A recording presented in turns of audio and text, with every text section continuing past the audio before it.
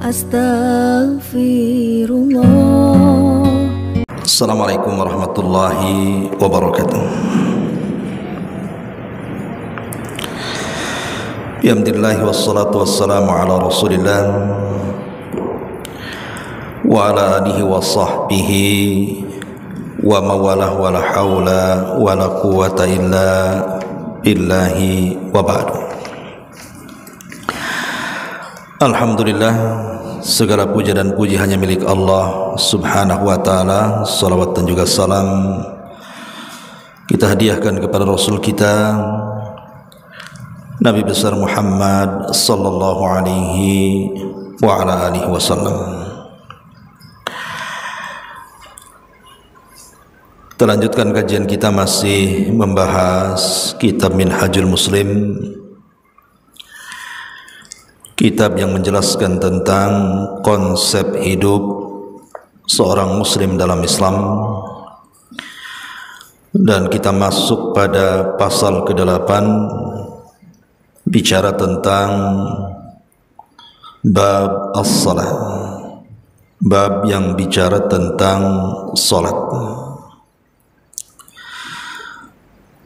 Pembahasan salat ini tentu sangat penting sekali, karena bagaimanapun salat ini hubungan kita dengan Allah subhanahu wa ta'ala, di mana seorang muslim tidak boleh terputus hubungannya dengan sang penciptanya. Dan itu ada pada salat. Karena kita tahu bahwa kita mau tidak mau harus berjumpa dengan Allah subhanahu wa ta'ala. Dan perjumpaan kita dengan Allah subhanahu wa ta'ala ada di dua tempat, di dunia dan dua tempat di akhirat. Adapun dua tempat di dunia, pertama saat kita salat, itulah perjumpaan kita dengan Allah subhanahu wa ta'ala. Di dalam Al-Quranul Karim, Allah subhanahu wa ta'ala menyebutkan ketika Allah mengatakan bahwa salat ini sangat berat dilakukan kecuali orang-orang yang khusyuk. Maka Allah subhanahu wa ta'ala menyebutkan siapa orang-orang yang khusyuk itu. Kata Allah subhanahu wa ta'ala, alladzina yadhunnuna annahum mulaqu rabbihim. Orang-orang yang khusyuk adalah orang yang sangat yakin ketika salatnya dia berjumpa dengan Allah subhanahu wa ta'ala. Karena bagaimanapun manusia ini banyak masalah. Saya, ibu, siapapun pasti adalah masalah. Karena masalah hidup ini tidak mungkin tidak, harus ada. Entah masalah kesehatan, ekonomi, keluarga, macam-macam masalah itu. Dan yang menciptakan masalah itu adalah Allah subhanahu wa ta'ala. Dan kita bisa mengadu kepada Allah akan masalah yang kita hadapi dalam salat-salat kita. Makanya orang yang jarang salat atau sama sekali tidak pernah salat, maka akan menumpuk masalah dalam kehidupannya dan tidak akan pernah terselesaikan dan teruraikan masalahnya. Tapi orang yang suka salat, dia 5 waktu mengadukan masalahnya kepada Allah subhanahu wa ta'ala, maka insya Allah seberat apapun masalah yang kita hadapi, pasti akan ada jalan keluarnya. Makanya Nabi SAW bersabda, ataupun Hudzaifah bin Yaman radhiyallahu an menceritakan, kana Nabi sallallahu alaihi wasallam idza hazabahu amrun fazi'a ila shalah. Nabi itu kalau banyak masalah yang merundung dirinya dan dia tidak bisa keluar dari masalah itu, maka dia segera melaksanakan salat untuk mengadukan masalahnya kepada Allah Subhanahu wa taala.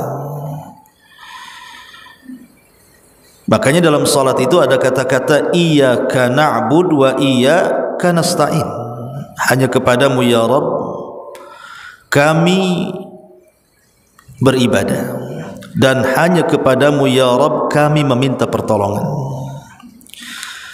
Kalimat kami meminta pertolongan itu maksudnya kita meminta kepada Allah al-isti'anah, pertolongan dalam segala hal, agar saat kita menghadapi masalah Allah hadir di situ dan menolong masalah kita.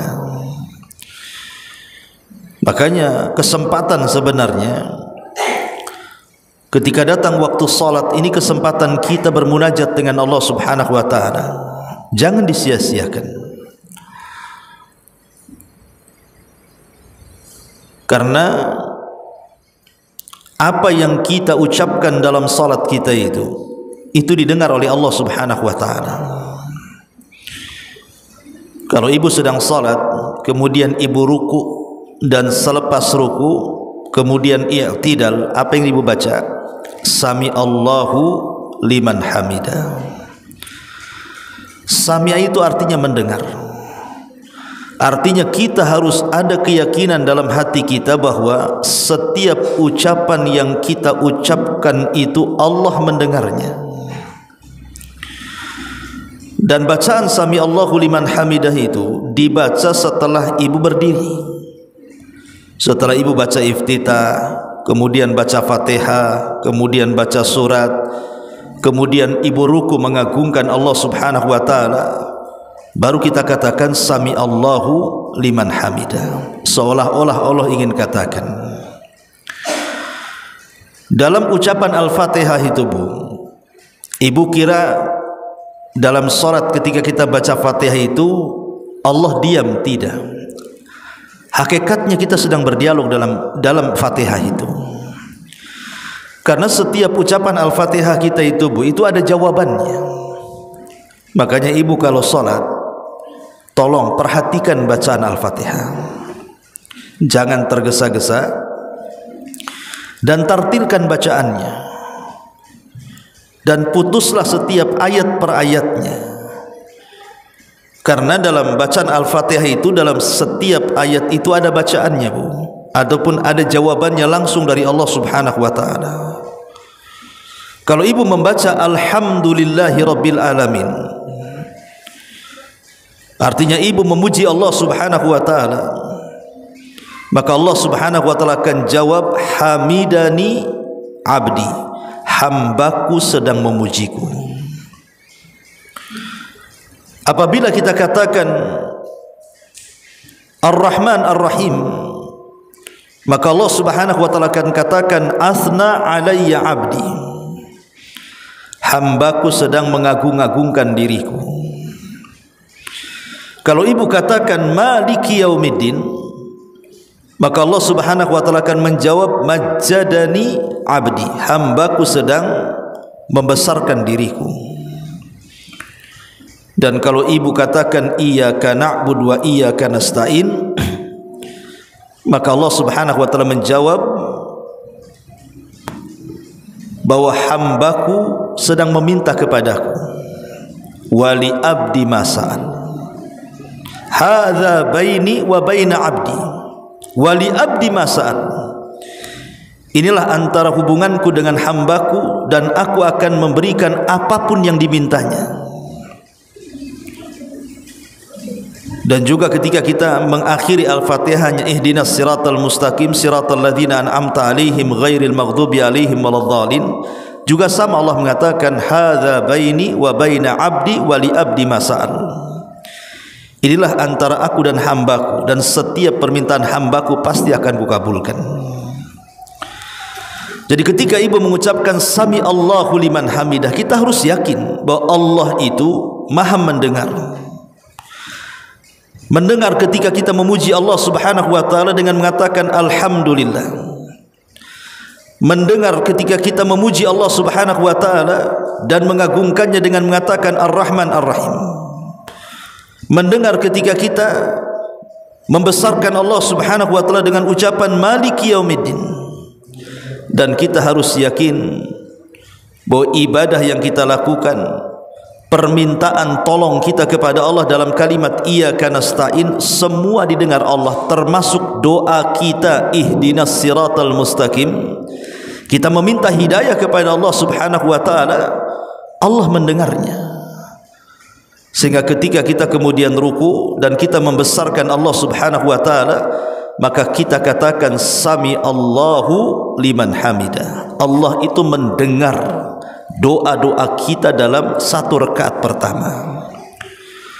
Begitu juga rakaat yang kedua, begitu juga rakaat yang ketiga ataupun yang keempat. Makanya ibu harus yakin bahwa setiap ibu ketika berdiri dalam salat itu, dan setiap panjatan-panjatan doa yang ibu panjatkan dalam salat itu, ketahuilah sami Allah, Allah itu mendengar dan Allah pasti mengijabah. Makanya kenapa ibadah yang paling efektif untuk berdoa dan supaya doa-doa kita mudah didengar dan dikabulkan oleh Allah Subhanahu wa taala adalah dengan cara salat. Makanya tadi Hudzaifah bin Yaman mengatakan Rasul itu kalau banyak masalah salat. Dan ini pelajaran. Jadi kalau ibu ini ada banyak masalah, masalah kesehatan, masalah rumah tangga, masalah anak-anak, masalah ekonomi, masalah ucapan manusia yang menyakitkan dan begitu seterusnya, ibu salat, adukan semuanya dalam salat kepada Allah Subhanahu wa taala.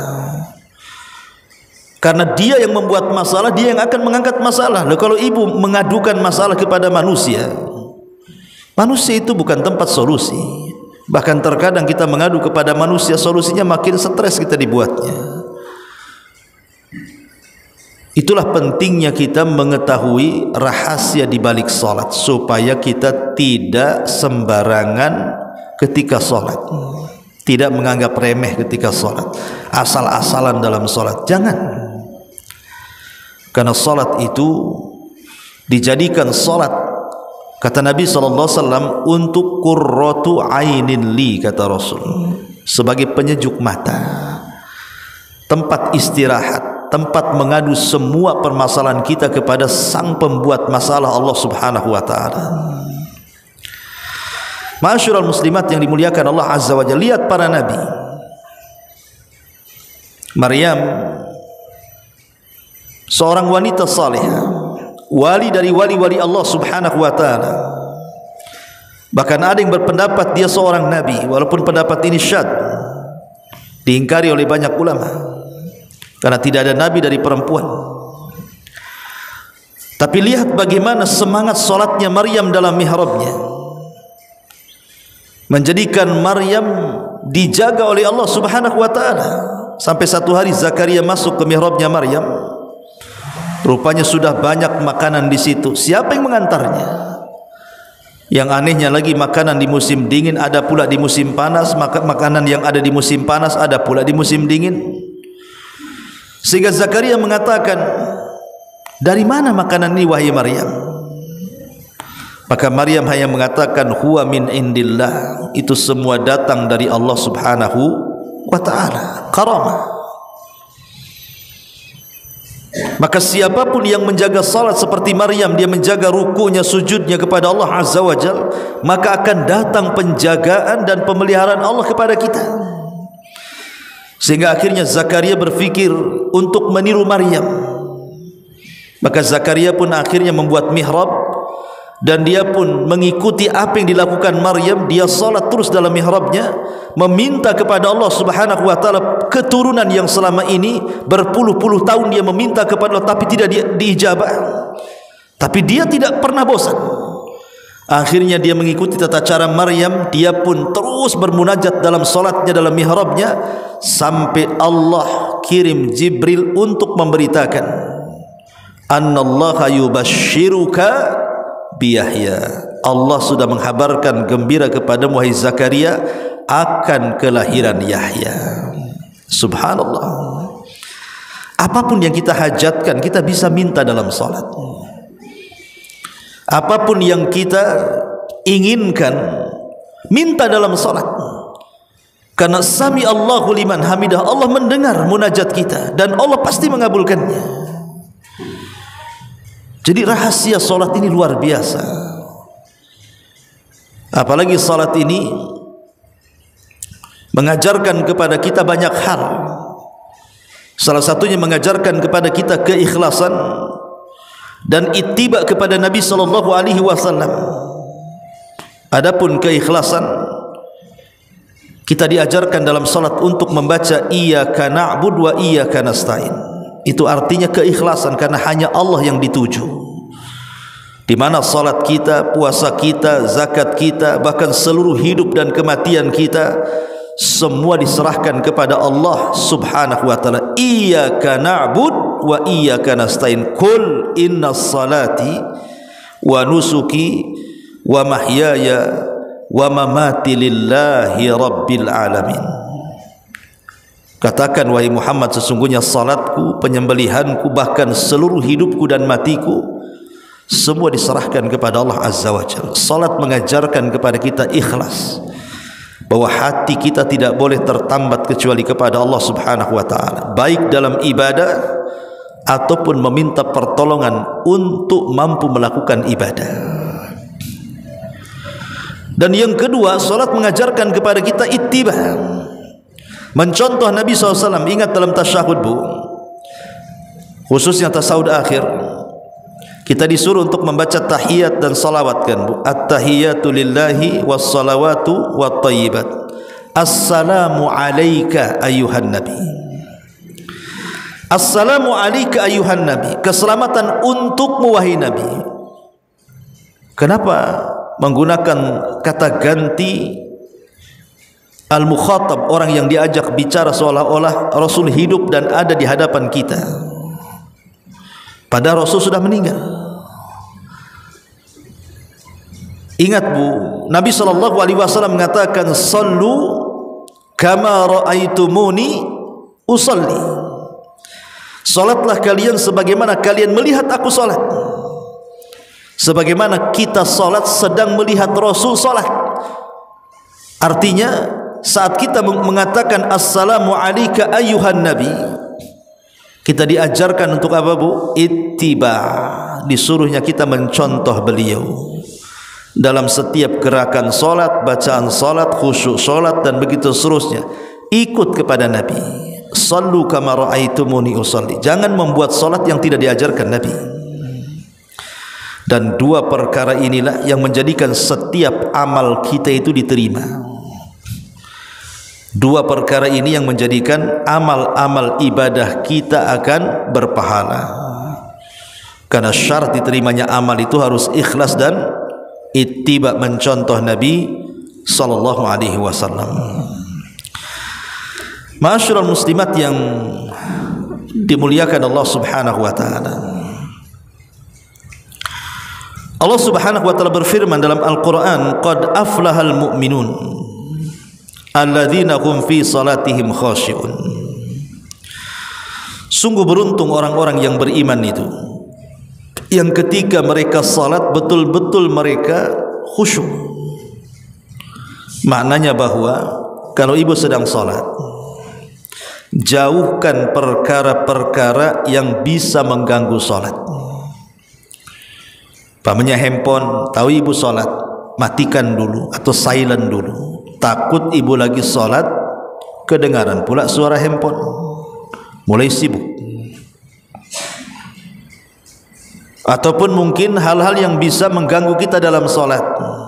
Contoh umpamanya sajadah yang penuh dengan gambar. Kalau ibu tidak bisa salat lantaran sajadah itu, ganti sajadahnya yang polos. Atau ruangan-ruangan di sekitar yang bisa mengganggu kita salat, singkirkan dulu. Karena itulah yang membuat kita akan khusyuk. Jangan sampai kemudian salat kita terganggu, karena keberuntungan seorang mukmin itu ketika dia bisa melaksanakan salat dengan khusyuk. Al-Imam Ibnul Qayyim rahimahullahu ta'ala mengatakan, inna li hadhil qulubu inna li hadhil qulubi iqbalan wa idbara. Sesungguhnya hati-hati ini, hati saya, hati ibu atau hati siapapun, terkadang ada waktu-waktunya semangat, iqbal. Terkadang ada waktu-waktunya futur, hilang semangatnya, malas. Bukan begitu Bu? Kadang ibu semangat sholat, kadang ibu malas sholat. Itu manusia. Orang tidak mungkin semangat terus, itu malaikat. Dan orang tidak mungkin juga malas terus, itu syaitan. Manusia itu di tengah-tengah antara malaikat dan syaitan. Terkadang dia seperti malaikat semangat, terkadang seperti setan malas dia. Tapi Imam Ibnul Qayyim mengatakan, fa idza aqbalat fakhuduha bin nawafil wa in adbarat falzimuha bil faraid. Kalau seandainya kita lagi semangat-semangatnya Bu, maka lakukan bukan hanya solat-solat wajib, lakukan juga sunnahnya. Jadi kalau ibu lagi semangat ini, jangan mencukupkan dengan yang wajib saja, ambil sunnahnya, ambil rawatibnya, ambil witirnya, ambil tahajudnya, ambil duhanya. Kalau ibu lagi semangat. Tetapi kata Imam Ibnul Qayyim, wa in adbarat, tetapi kalau kita lagi malas, maka beliau mengatakan falzimuha bil faraid, maka perhatikan solat wajibnya. Okelah ibu malas solat, tidak usah ibu solat sunnah, tapi perhatikan yang wajibnya. Karena kata Imam Ibnul Qayyim rahimahullahu ta'ala, seolah-olah dia ingin mengatakan bahwa yang namanya futur itu pasti akan menghinggapi siapa saja. Ketika kita di tengah-tengah futur kemudian kita berusaha memperbaiki yang wajib, solat wajib yang 5 waktu kita perbaiki walaupun kita malas untuk solat sunnah, boleh jadi dengan kita berusaha memperbaiki yang wajib dan menjauhi perkara-perkara yang haram, diharapkan semangat itu akan muncul kembali. Makanya dari sini Bu, minimalnya kalau kita lagi futur, jangan melakukan maksiat, berusaha untuk memperbaiki yang wajib. Mudah-mudahan dengan itu semangat kita akan muncul. Baik, kita masuk pada kitab yang kita bahas di sini.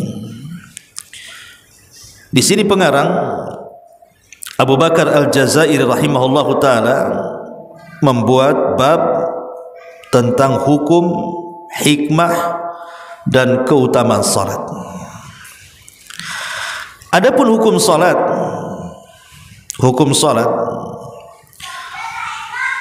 maksudnya salat yang 5 waktu Bu ya, adalah satu kewajiban dari Allah bagi setiap mukmin,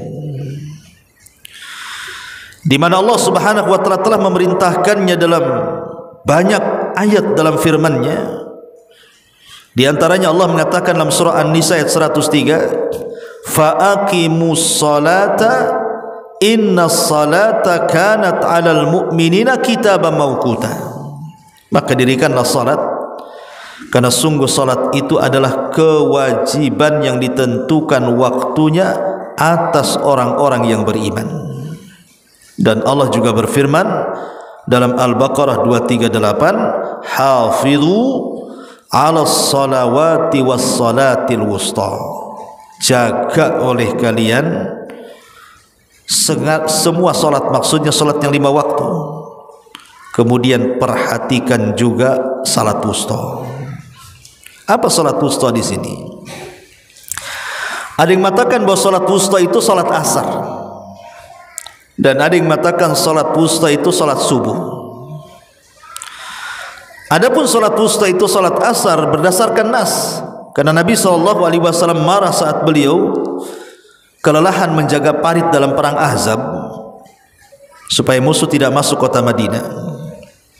Musuh ini terus menyerang sampai waktu maghrib, padahal Rasul belum asar.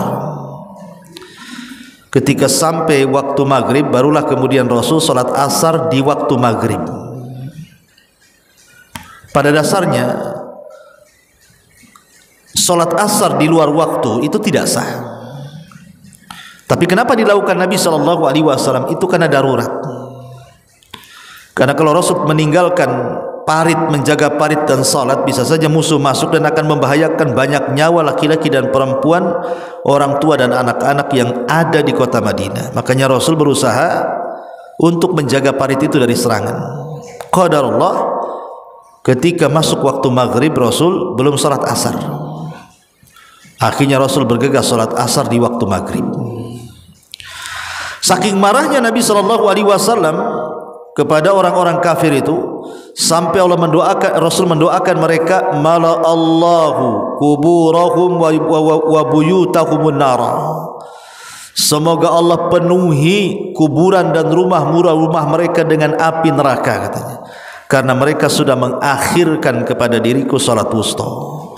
Berarti salat wusta ini berdasarkan nas adalah salat asar. Ada yang mengatakan salat subuh. Kenapa? Karena wusta itu artinya pertengahan, dan jumlah salat itu ada 5. Yang bergandeng itu hanya ada 2. Pertama zuhur dengan asar, yang kedua maghrib dengan isya. Itu yang bergandengan, yang bisa dijamak takhir atau takdim. Adapun subuh tidak ada gandengannya. Dia tidak bisa ditarik ke isya, dia juga tidak bisa ditarik ke zuhur. Tidak bisa. Subuh dengan zuhur dijamak tidak boleh, ataupun ditarik ke atas. Subuh dengan isya ditakhir tidak boleh. Makanya subuh itu pertengahan. Inilah solat yang harus dijaga oleh kita.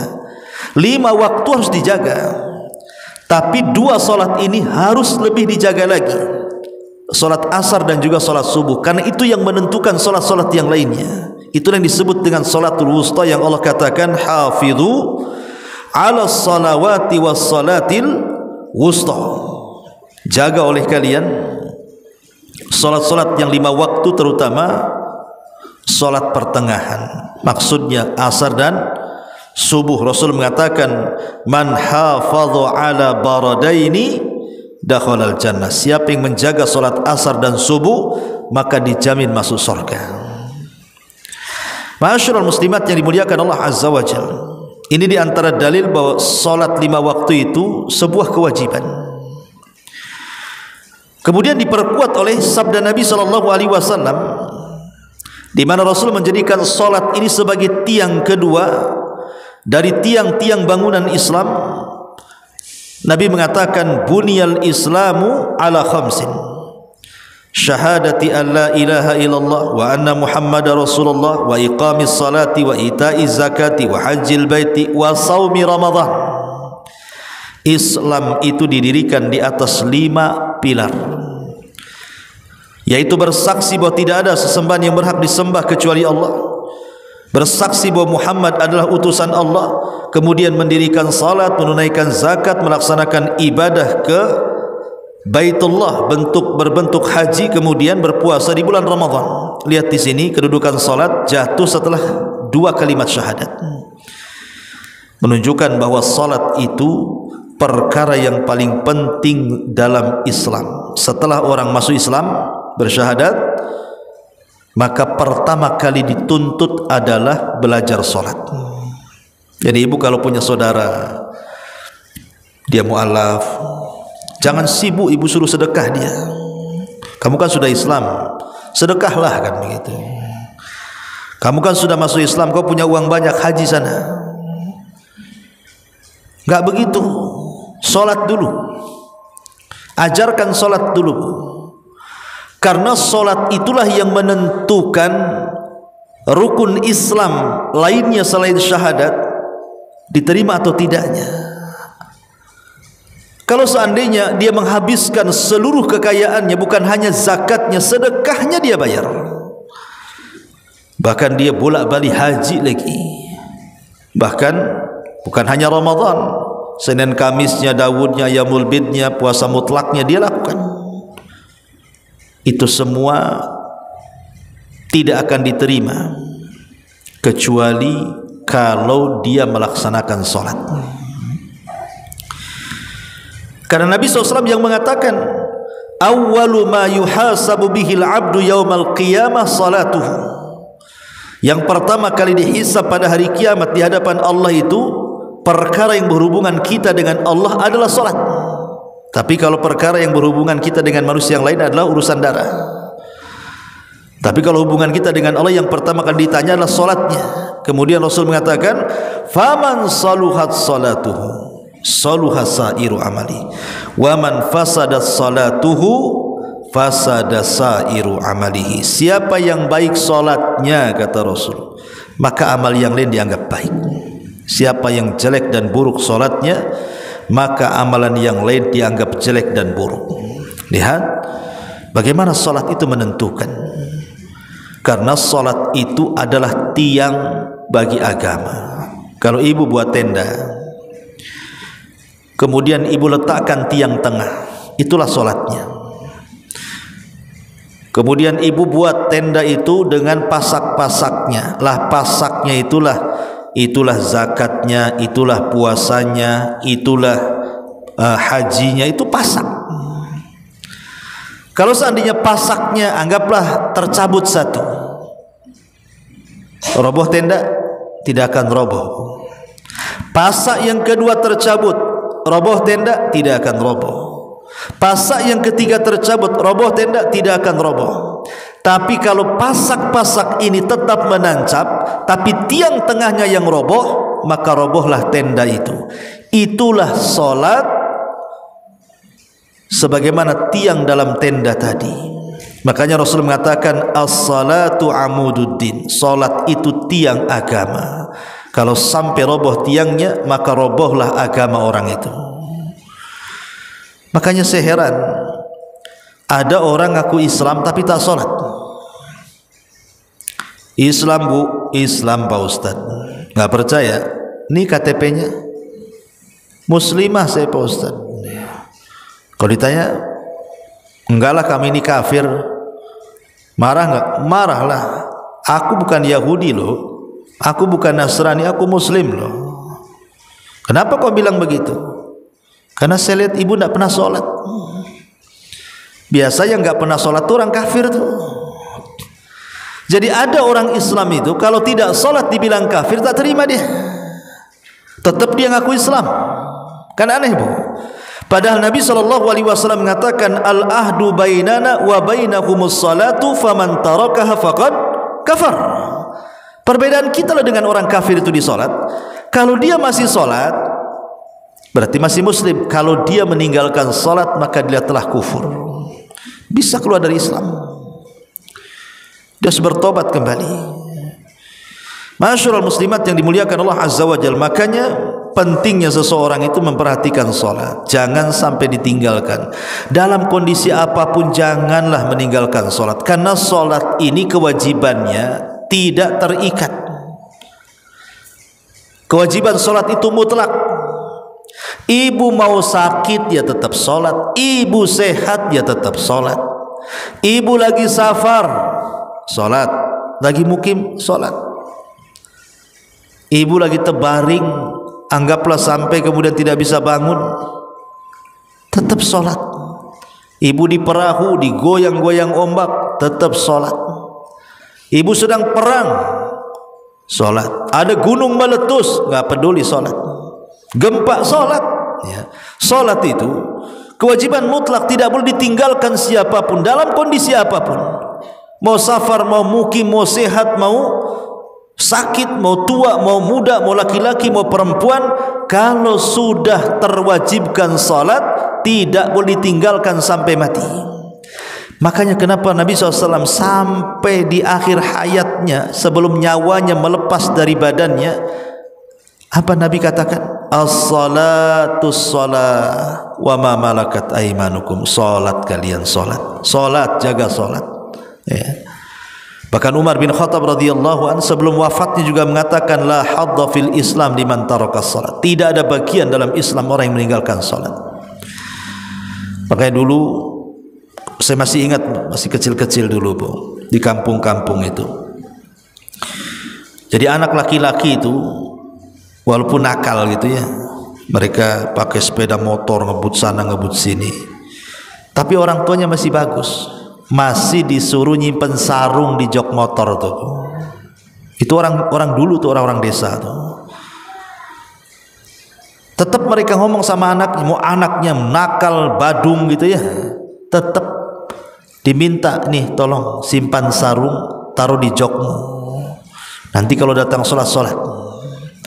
Orang dulu itu masih memperhatikan orang-orang tuanya kepada anak-anaknya, entah anaknya sholat betulan entah betulan, tapi orang dulu itu pengen kalau anaknya itu walaupun nakal tapi jangan sampai meninggalkan sholat gitu ya. Kalau sekarang tidak, anaknya rajin sholat, orang tuanya pula tak rajin sholat. Orang tuanya mau nyuruh, tolong nak belikan sesuatu tuh di warung, kata anaknya, bu ini kan udah zuhur, saya sholat dulu. Nantilah, nanti sholatnya, beli dulu. Ada orang tua kayak gitu, bu.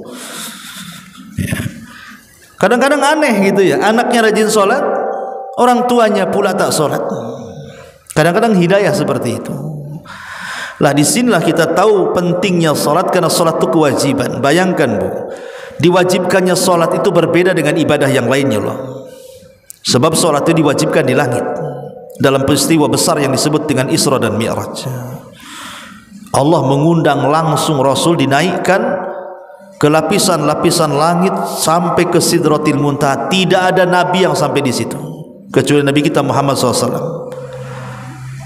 Jadi sholat ini undangan langsung dari Allah, kemudian juga diwajibkan di langit, dan lebih hebat lagi tanpa perantara lagi. Kalau ibadah-ibadah yang lain kan ada perantaranya kan bu, lewat Jibril, Allah, Jibril, Nabi. Tapi kewajiban salat tidak, Allah langsung bercakap dengan Nabi, tidak ada perantara Jibril. Tapi kalau ibadah yang lain semua diwajibkan di bumi. Puasa diwajibkan di bumi, haji diwajibkan di bumi, zakat diwajibkan di bumi, dan semua lewat perantara Jibril alaihi salam. Tapi salat diwajibkan di langit dan tanpa perantara dan lewat undangan Allah Subhanahu wa taala. Betapa agungnya salat ini sampai Allah langsung memanggil Rasul sampai ke Sidratil Muntaha. Ma'asyiral muslimat yang dimuliakan Allah Azza wa Jalla, makanya tidak ada satupun para nabi kecuali mereka melaksanakan salat, dan ada perintah salat. Walaupun mungkin cara salatnya beda-beda, tapi intinya mereka diperintahkan salat. Ini hukum salat. Kemudian yang kedua, hikmah salat. Di antara hikmah disyariatkan salat, kata beliau, adalah untuk mensucikan jiwa. Qad aflahal mu'minun alladzina hum fi salatihim khashi'un. Sungguh aflah. Aflah itu yang beruntung, itu ya. Dan juga menyebabkan seorang hamba merasa senang bermunajat kepada Allah di dunia dan berdekatan dengan Allah di akhirat. Salat juga dapat menghindarkan pelakunya dari perbuatan keji dan kemungkaran. Sebagaimana Allah berfirman, wa aqimis salata innas salata tanha 'anil fahsya'i wal munkar. Dan dirikanlah salat, sesungguhnya salat itu mencegah dari perbuatan keji dan kemungkaran. Apa sih bedanya al-fahsya dan mungkar itu, Bu? Fahsya itu adalah maksiat yang dilakukan umumnya di dalam rumah. Tapi kalau mungkar itu umumnya maksiat yang dilakukan di luar rumah. Jadi kemungkaran itu maksiat yang dilakukan di luar rumah, terang-terangan dia lakukan. Itu disebut mungkar. Jadi kalau ada orang mabok, ibu nampak di luar ada orang mabok, itu dia sedang membuat kemungkaran, bukan sedang berbuat fahsya. Ya. Kalau seandainya ada orang yang sedang mencuri, merampok, memukul, zalim kepada orang di luar rumah, dan ibu tampak maka mereka sedang melakukan kemungkaran. Itulah mungkar, dosa yang dilakukan di luar rumah dan terang-terangan. Adapun fahsya itu umumnya adalah dosa yang dilakukan di dalam rumah. Makanya zina itu disebut fahsya, LGBT itu disebut fahsya, karena dilakukan di dalam, ya. Makanya kita tidak dituntut mengingkari fahsya, tapi dituntut mengingkari mungkar. Kita tidak boleh mengingkari fahsya, umpamanya ibu ngintip-ngintip rumah orang. Lagi apa tuh dalam rumah tuh? Jangan-jangan lagi mabok, langsung ibu dobrak rumahnya. Boleh ibu kayak gitu? Tidak boleh. Ibu tidak boleh tajasus walaupun orang yang dalam rumah sedang bermaksiat, karena kita tidak dituntut mengingkari kemungkaran yang tidak terlihat. Kita itu dituntut mengingkari kemungkaran itu yang dilihat mata, itu disebut mungkar namanya. Makanya Rasul mengatakan man ra'a minkum mungkaran, bukan man ra'a minkum al-fahsya, tapi man ra'a minkum mungkar. Barang siapa yang melihat dengan apa? Dengan mata. Kalau tidak terlihat dengan mata, jangan diingkari. Itu tajasus namanya. Nanya-nanya, aku dengar si Anu ini ya tukang mabok. Dengar dari mana? Ini sudah tersebar. Saya lagi nyari-nyari nih beritanya. Enggak perlu, ibu bukan wartawan. Maka yang paling banyak dosanya itu wartawan, itu suka nyari-nyari keburukan orang tuh. Ya, jadi apa maknanya? Kenapa didahulukan fahsya kemudian mungkar? Karena kalau orang bisa terhindar dari fahsya, maka dia bisa terhindar dari mungkar. Kalau dia bisa terhindar dari fahsya, insya Allah dia bisa terhindar dari kemungkaran. Lalu apa kaitan dengan solat? Ingat, kebanyakan praktek solat Nabi itu lebih banyak dilakukan dalam rumah, kecuali solat wajib. Kalau solat wajib kan cuma 5 kali saja kan, duhur, asar, maghrib, isya, subuh di masjid, ya kan, bagi laki-laki. Tapi bagi perempuan kan di rumah. Berarti solat itu lebih banyak aktivitas dilakukan di rumah. Baik solat rawatib, Rasul lebih banyak melakukan di rumah. Baik tahajudnya, baik witirnya, baik duhanya, baik solat taubatnya atau solat-solat mutlaknya, itu rata-rata dilakukan di rumah kan, Bu? Kalau seseorang kemudian menjaga solat-solat sunnahnya setelah dia menjaga solat wajibnya dalam rumah, dengan sendirinya solat-solat yang kita dilakukan dalam rumah itu, kita bisa menghilangkan dosa-dosa dalam rumah. Itu disebut fahsya namanya. Dan kalau kita berhasil meninggalkan dosa fahsya dengan menyibukkan dengan solat, maka kita akan merambah kepada mampu meninggalkan dosa-dosa yang di luar, yang disebut dengan mungkar. Makanya kalau ada orang bertanya, Ustaz, ada juga tuh si Anu itu sholatnya rajin, tapi ya masih juga gibah tuh, masih juga riba, masih juga zalim, masih juga ngomong gak enak dan begitu seterusnya. Bukan salatnya, dia belum betul-betul sholat. Kalau dia betul-betul sholat, Bu, yang 5 waktunya dia jaga, dia tambah sholat-sholat sunnahnya, dia sibukkan dengan sholat sunnah di rumah, tidak ada dia melakukan hal-hal yang seperti itu. Apalagi kalau seandainya dalam solatnya itu dia meresapi.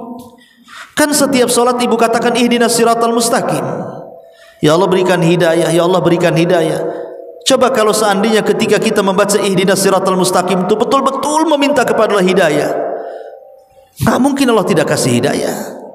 Kecuali solatnya asal-asalan. Iyalah, kalau solatnya khusyuk betul-betul ketika membaca ihdinas siratal mustaqim, dia bermunajat kepada Allah, ya Allah berikan hidayah kepadaku.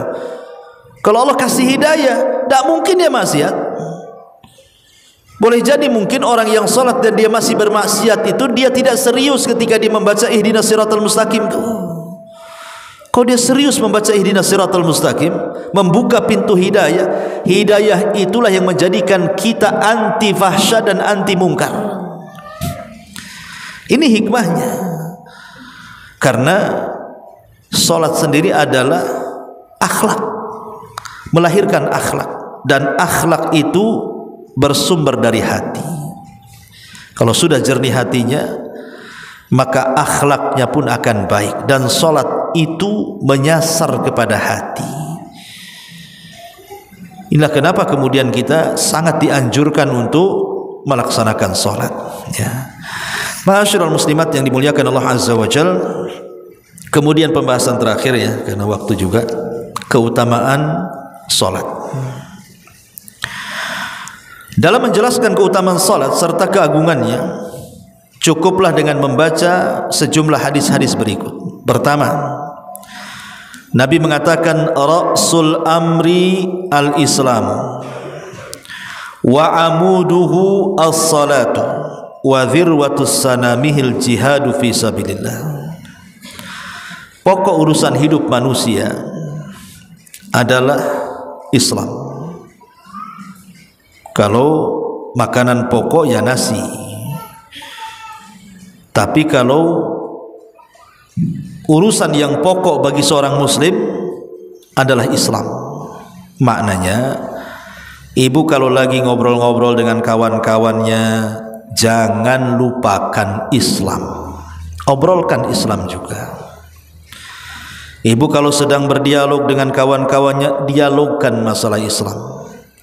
Ibu kalau sedang menulis di WA, menulis di Facebook, tulislah masalah Islam.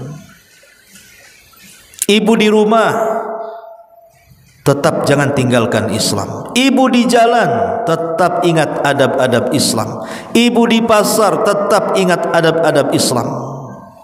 Karena Islam ini pokok urusan hidup kita, jangan ditinggalkan. Setiap hentakan nafas kita berhajat dengan Islam. Jangan kira Islam itu ada di masjid, ada di majelis ta'lim. Setelah keluar dari masjid dan ke majelis ta'lim tiba-tiba menjadi rusak, gitu. Enggak, Islam itu agama yang universal, ada di mana-mana. Di kantor-kantor ya ada Islam, di pasar-pasar ada Islam, di jalan-jalan ada Islam. Bukan hanya terbatas di masjid dan majelis taklim saja. Karena Rasul mengatakan ra'sul amri al-Islam. Lah Islam yang sangat agung ini ada penopangnya. Wa amuduhu as-salatu. Dan tiang yang menopang Islam itu adalah salat. Ada salat, ada tiang. Tidak ada salat, robohlah tiang. Berarti roboh juga bangunan. Berarti roboh juga Islam. Kemudian yang kedua, Rasul mengatakan bainar rajuli wa bainal kufri tarkus salati. Pembeda antara seseorang dan kekufuran itu adalah meninggalkan salat. Jangan meninggalkan salat, itu dekat dengan kekufuran.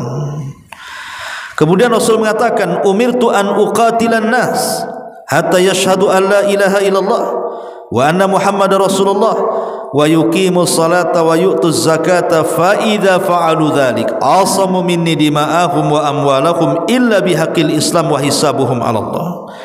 Aku diperintahkan memerangi orang-orang hingga mereka bersaksi bahwa tidak ada sembahan yang berhak disembah kecuali Allah dan Muhammadlah utusan Allah, kemudian mendirikan salat dan menunaikan zakat.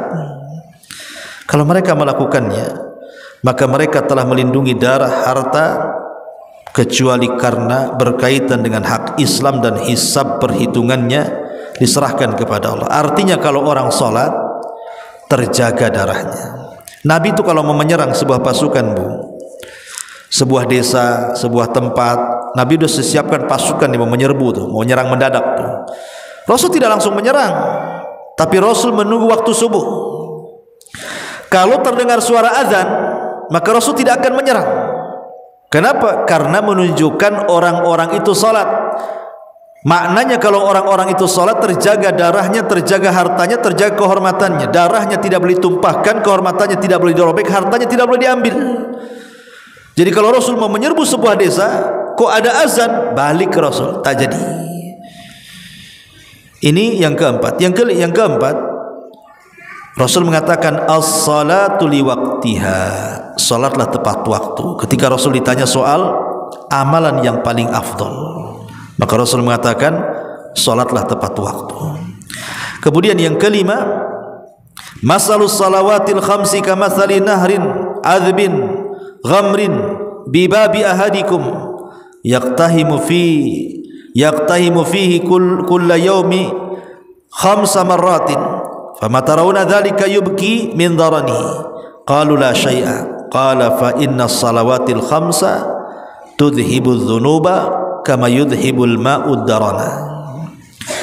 Perumpamaan salat yang 5 waktu itu, Bu, seperti sebuah sungai yang airnya tawar, melimpah dan melintas di depan rumah. Kemudian ia mandi di dalamnya tiap hari sebanyak 5 kali. Apakah menurutmu, kata Rasul, masih ada kotoran orang mandi 5 kali itu? Sahabat mengatakan tidaklah, pasti bersih. Maka Rasul mengatakan, maka sesungguhnya salat yang 5 waktu itu akan menghapuskan dosa-dosa sebagaimana air membersihkan daki-daki dan kotoran badan. Iyalah, Bu, ibu nih mandi 5 kali. Pagi mandi, zuhur mandi, asar mandi, maghrib mandi, ba'da isya mandi. Apa nggak masuk angin, Bu? Ibu pasti bersih lah, sangat bersih. Nggak perlu ibu pakai skincare itu. Apa itu? Skincare itu. Nggak perlu, Bu, kalau ibu udah mandi 5 kali, belum lagi wudunya, apa nggak halus tuh kulit itu. Itu biasanya yang jarang mandi itu ya pakai skincare. Jadi kalau mandi 5 kali ya pasti bersih, tidak mungkin tidak bersih. Lah, Rasul ingin mengkiaskan seperti itulah orang sholat.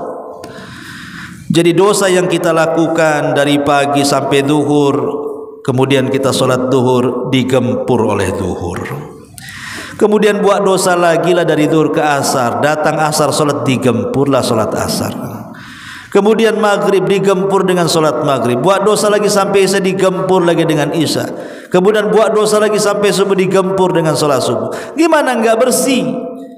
Terus dicuci dengan sholat itu. Makanya sholat ini bisa menghapuskan dosa. Dan yang keenam, ma mimri'im muslim tahduruhu salatun maktubatun fayuhsin wudu'aha wa khusyu'aha wa ruku'aha illa kanat kafaratan lima qablaha minadh dhunubi ma lam yu'ti kabiratan wa dzalika dahra kullahu. Tidak ada seorang muslim yang waktu salat wajib telah hadir lalu ia memperindah wudunya, memperindah khusyuknya, memperindah rukuknya, melainkan salat itu akan menjadi kafarah penghapus dosa-dosanya yang telah diperbuat sebelumnya selama ia tidak melakukan dosa besar. Dan hal itu berlaku untuk sepanjang zaman. Subhanallah. Inilah di antara keutamaan salat. Wallahu alam, sampai di sini dulu. Silakan kalau ada yang bertanya.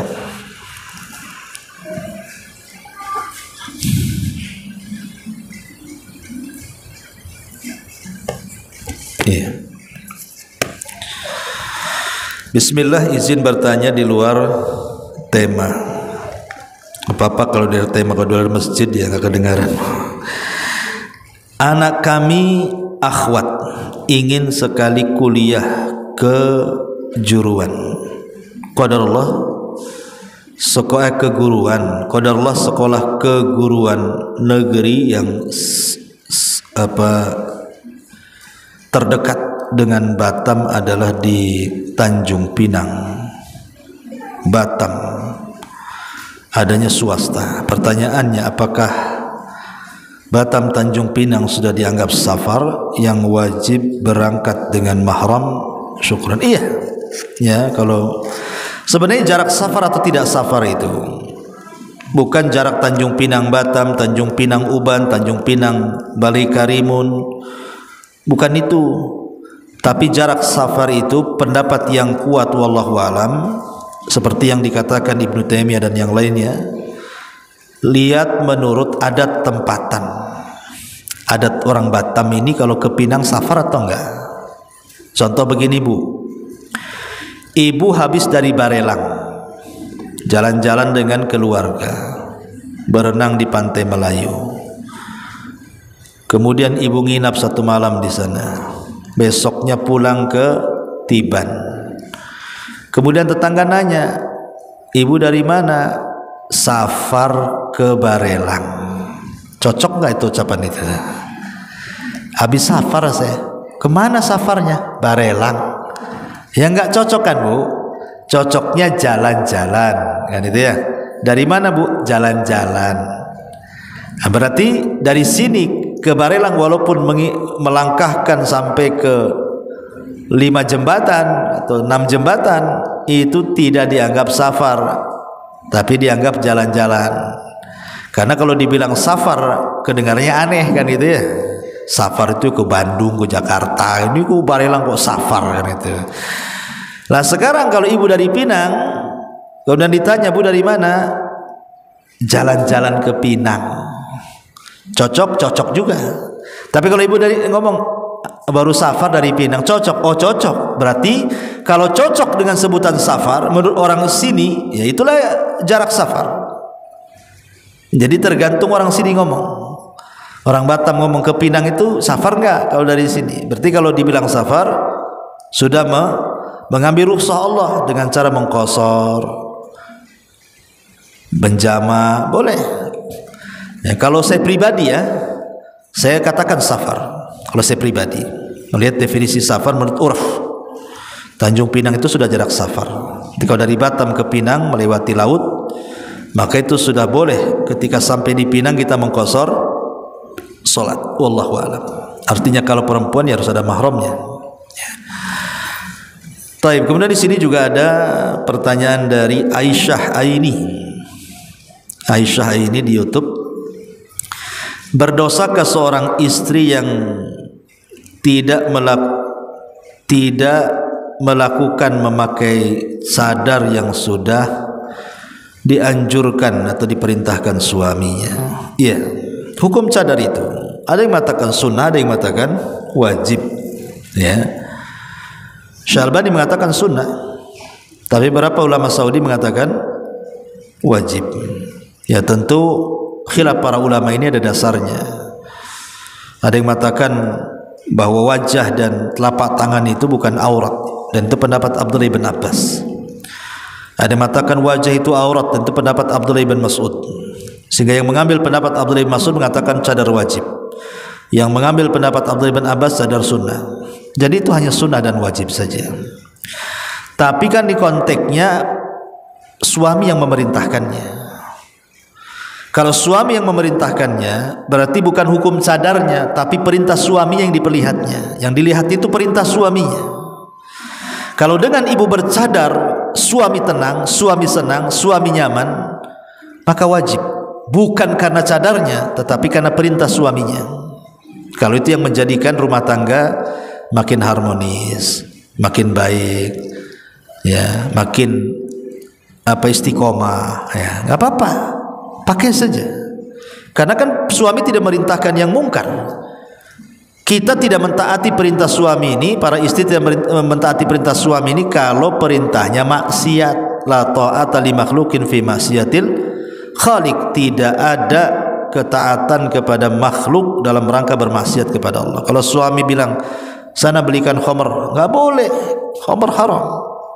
Ya, sana gibah sama tetangga, nanti pulang ceritakan, nggak boleh, gibah haram. Ya, ya, sana nyuri di rumah tetangga tuh, ambil berasnya, nggak boleh, haram. Tapi ini kan perkara ma'ruf. Suruh cadarkan bagus, ya nggak ada masalah.